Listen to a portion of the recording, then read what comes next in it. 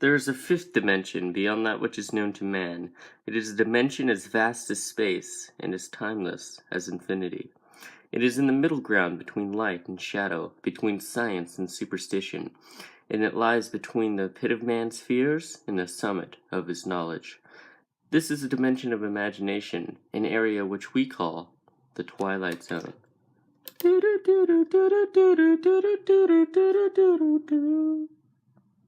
Everyone, Ethan Ainsworth here. I should actually probably get a light. Okay, there we go. This is the Twilight Zone comic book, not the Golden Key one from forever ago, the 60s. But this is the one from Dynamite Comics in 2014. And I thought this would be an interesting book to do. It's one that I've always sort of had in the back of my mind for a review, but I didn't really feel like doing it until I saw Nerdicane's video. And Nerdicane did he didn't do the Twilight Zone, but he did sort of like an anthology Twilight Zone-esque sort of sort of premise book, and he called the video "To Serve Alien," which is a reference to the Twilight Zone episode "To Serve Man." Anyway, I thought this was a pretty interesting book. This is technically a two-parter, but the story might actually be more satisfying with just the one part, because it is sort of like that Twilight Zone twist ending where you're not really given much of a resolution. But yeah, so here we go. So takes place in New York City. It's nice Manhattan skyline, sort of like that paint. It's not abstract, but somewhat abstract style.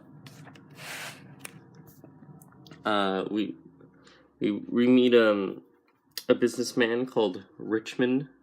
He works for this big mega corporation. The CEO of the corporation, the president and CEO, his son died several years back, so he's not been in it since then. And Richmond's slowly been rising through the ranks, partially due to his lack of caring. And the board is starting to have doubts and stuff about this man. I forget what his name is. But anyway, so he leaves. It says 9:15 here on the clock. He leaves at 9:15. And he claims it's lunchtime, which comes off a bit weird to the secretary, but she doesn't question it. So there's a problem I have with the book here. Okay, so I am picking, but you can see the time says the time says 9:15 on the clock there, but here it says 10:09. And obviously that that's inconsistent. The little hand is pointing to the 10, and then the larger hand, if you can call it that, is pointing slightly before the 2. So that bugs me a little bit, but whatever, I can get over it. I guess that's what was put in. So it seems like the artist wasn't paying attention to the story when they drew the clock, because they do make a reference that he has to be somewhere by 10:30, and that's not a reasonable amount of time, I guess. No, by 10. He has to be there by 10, but the clock says after 10. So I guess they just put 9:15 over the clock instead of photoshopping out the clock face and just putting a new one in, but whatever. Do you guys hear that? Outside my house? That's the snowplow. It snows here consistently every day. But he'll drop by every few weeks or so. Actually, I live in what you might call northern Canada, so I get snowed in constantly. But anyway, I was working on an animation here, stop motion. Anyway, so he meets with this wonderful bearded man with a bow tie, which I can appreciate because I wear a bow tie myself. And they're discussing, like, you know, remaking Richmond's life. And it's like, oh yeah, you know, I can't find a challenge anymore in my life. I need a change. You know, everything's routine. But you know, he reveals that he knows that he's lying. Like, that's not the reason why he wants to change his life around. It's because he's actually been embezzling funds, like a lot of funds, and he's about to be found out by the FBI. So he's getting, like, he's essentially running away. So the bearded man shows him around the laboratories and stuff, like takes him through the process or whatever, and gives him this pill. So he's like, oh yeah, honey, you know, everything's about to change. He takes the pill, nothing changes for a couple days, you know. But then he goes to the dentist, and his dental records, or his current dental records, don't match that of his actual jawline any longer, and his fingerprints don't work on the scanner. So it's like, yeah, this is it. So I'm not coming in tomorrow. Not feeling well. And then so he essentially says, like, oh yeah, it's a miracle pill and stuff, and it'll change your entire body, and you don't have to worry about anything. And it's all the pill and whatever. But that's not actually true. It changes his like aspects of his being. But what happens is the knockout gas, they say it's like a gas to sedate him while the changes happen, but actually it's a knockout gas so that they can take him in for surgery. So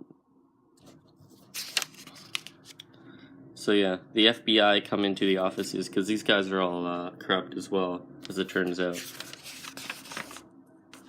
And so the FBI start investigating Richmond, and they you know, they go around to all the people he's talked to, like the girl he was cheating on his girlfriend with, and his girlfriend in the, you know, the sandwich shop he goes to every day.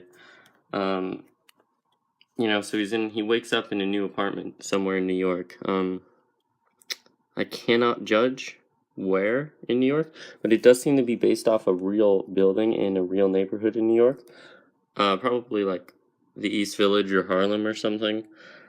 But I deduce that it's probably based off an actual building because of the detail. Now, see that in the corner?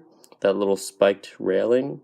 See, now an artist, I don't think, would ever think to include that in such a specific location on a building in a comic, unless it was such that they were copying it off a real building. But anyway, I really appreciate the little details in this book. Like the clock. Also, I don't know why his outlet's so high. Anyway, so he wakes up in all new clothes and stuff, and he goes to the mirror. He's like, oh yeah, I remember what's going on. He looks completely different. Now, I really like the change in sort of like the art style. It's the same art style, but there's this sort of like color shift from this half of the book to this half of the book. I guess fraction of the book. I don't know if it was intentional or not, but it seems consistent throughout this portion of the book. Anyway, so he's like, he's got a whole new face. I guess it would suck if, like, you asked them to give you new, like, life and face and stuff, and you turned out to be really ugly. It's a distinct possibility, though, with that sort of surgery. So yeah, he's out and about. He's enjoying his new life of freedom, eating ice cream, going to the films, you know, walking on the beach. Such a stereotypical, or I guess cliche thing to do. You know, he's walking in a park, and we see like a man behind a tree following him, and then he's gone in the next panel. And his girlfriend, she was evicted from the apartment, and they're not allowing her to get her things because the rent wasn't paid. So, you know, he goes to a restaurant or what have you, and they're playing, or a bar. He goes to a bar, and on the TV he sees himself. And then it's to be continued. And we see sort of like Doc Savage preview, but we won't get into that. Anyway, I thought this was a really fun story, really interesting tale and whatnot. Now, I haven't read the second half of this story, but I give like this, taking this as like a singular story, like an episode of the Twilight Zone by itself, I give this like a solid 7 out of 10. There you go. I like it a lot. I like JMS. I like his run on Spider-Man quite a bit. There's only 2 blemishes on that run. The ending, One More Day, which is not his fault, and Sins Past, which is also kind of not his fault, but mostly his fault. Yeah. I guess the other wasn't great either, was it? It wasn't like a big blemish on the run though. Anyway, go check out Nerdicane. A link to his channel will be in the description. Subscribe to me. Leave a comment if you wanna. If you're feeling spicy, as the kids say. Talk to you guys later. Bye.